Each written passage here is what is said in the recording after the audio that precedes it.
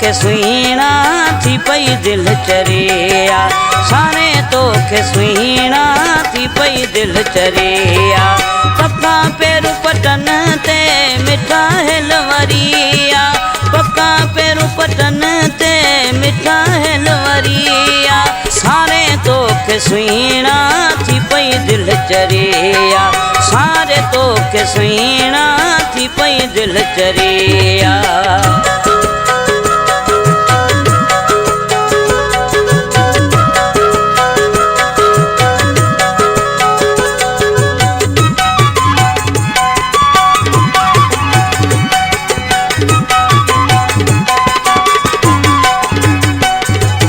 जिते घुमदा हुआसीं मिठा पान भेड़ा, सुञा अज लगन पिया उहे देस वेड़ा।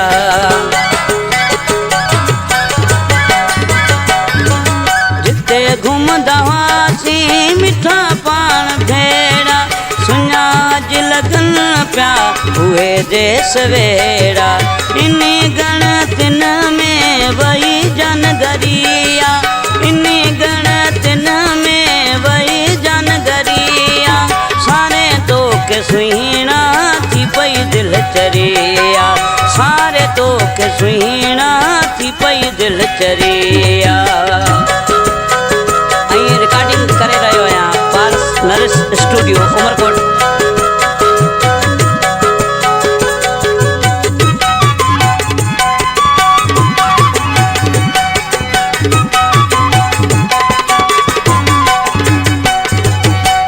जे वञण खां पोइ थी पिया हाल हीणा, अची सूर सिर ते करे पिया आहिनि बीणा।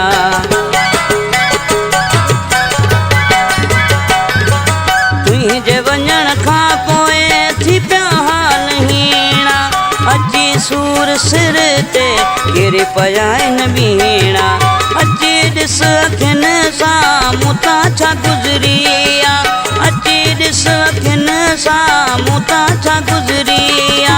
सारे तो के सुहीणा थी पई दिल चरिया, सारे तो के सुहीणा थी पई दिल चरिया।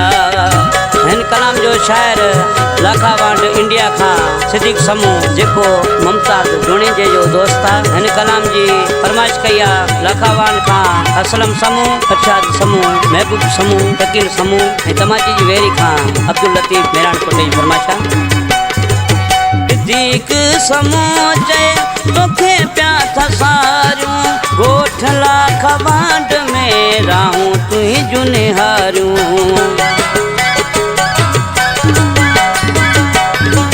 सिद्दीक़ समूह चए तोखे पिया थसारियूं, ॻोठ लाखावांड में रहूं तुंहिंजूं निहारियूं।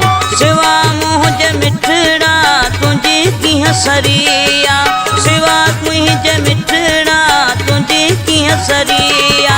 सारे तो के सुहीणा थी पई दिल चरिया, सारे तो के सुहीणा थी पई दिल चरिया।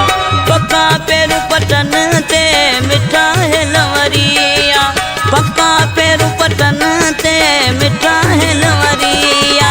सारे तो के सुहीणा थी पई दिल चरिया, सारे तो के सुहीणा थी पई दिल चरिया, सारे तो के सुहीणा थी पई दिल चरिया।